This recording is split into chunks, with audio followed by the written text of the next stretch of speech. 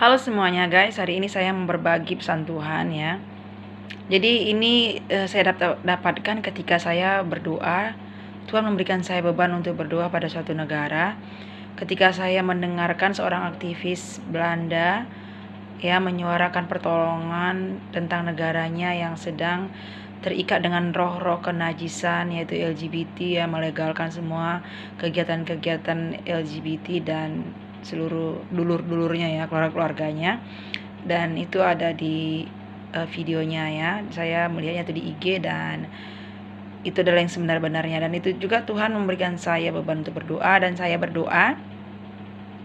Ketika saya berdoa waktu itu, Tuhan memperlihatkan saya dari segi musuh ya. Dari sisi musuh, Tuhan memperlihatkan saya bahwa penguasa yang menguasai, spirit yang menguasai di Belanda itu adalah spirit kenajisan, hawa nafsu seksual ya, yaitu manifestasinya setan itu yaitu ular dan belut ya. Dan saya melihat ada penglihatan belut, dia di dasar lautan, belut putih dan panjang sekali meliuk-liuk begitu dalam dasar lautan. Dan Tuhan memberikan itu pengertian itu pada saya ya, untuk supaya roh itu diperangi ya, diperangi dalam doa ya, dalam roh. Dan karena peperangan kita ini bukan melawan darah dan daging, tapi roh di udara ya, pemerintah-pemerintah, penguasa-penguasa, penghulu-penghulu di udara yang jahat ini.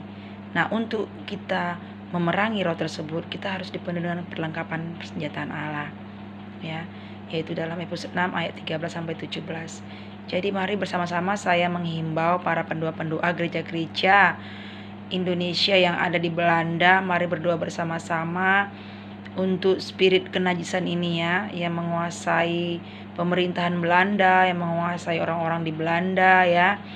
Karena inilah yang menguasai Belanda. Kita berdoa untuk menghancurkan benteng-benteng tersebut, supaya ada kegerakan juga di sana, movement revival, dan orang-orang di Belanda, pemerintahan Belanda menjadi takut akan Tuhan. Sebab firman Tuhan mengatakan ya, ketika orang-orang lalim, orang-orang dursila, orang-orang fasik ya makin merajalela, biarlah mereka dilenyapkan dari negeri.